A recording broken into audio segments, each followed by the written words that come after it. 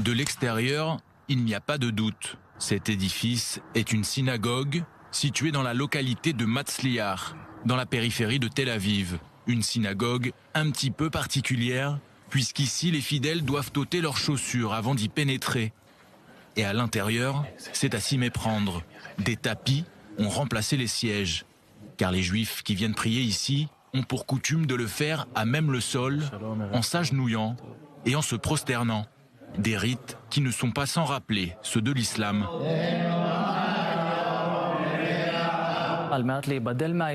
Aux alentours de 700 ans après Jésus-Christ, pour se différencier de l'islam, le judaïsme rabbinique a décidé de ne pas continuer à prier comme les musulmans et que la prière se ferait donc désormais de façon assise et plus en se prosternant.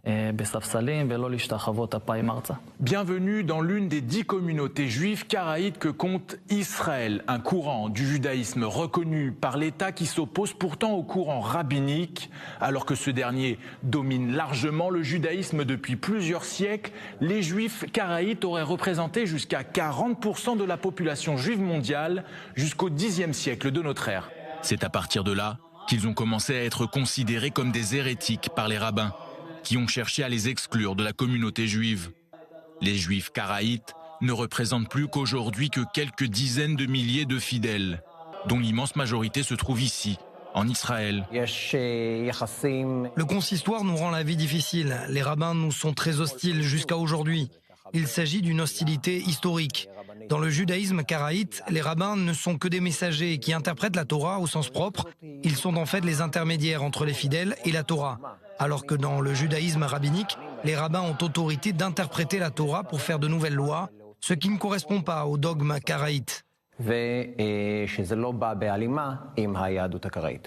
Les juifs karaïtes ne basent en effet leur foi que sur la loi écrite, telle que la Torah l'a décrit. Selon la loi rabbinique, même si ton rabbin te dit que noir c'est blanc, tu dois lui dire amen.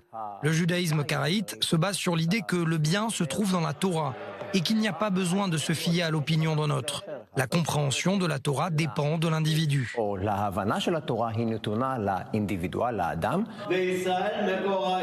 De son côté, le judaïsme rabbinique accorde davantage d'importance à la loi orale. Une loi orale interprétée par des hommes qui n'a donc rien de divin, selon le judaïsme karaïte. On peut tout à fait considérer le judaïsme karaïte comme le judaïsme originel, qui conserve les premières traditions du peuple d'Israël depuis toujours, jusqu'à aujourd'hui. Le judaïsme karaïte, c'est en fait le diamant dans la couronne. Alors que la plupart des juifs du monde entier célèbrent cette semaine Hanouka, la fête des Lumières, les juifs karaïtes n'allumeront pas de bougies cette année encore, puisque Hanouka est une fête d'institution rabbinique qui n'est mentionnée à aucun moment dans la Torah.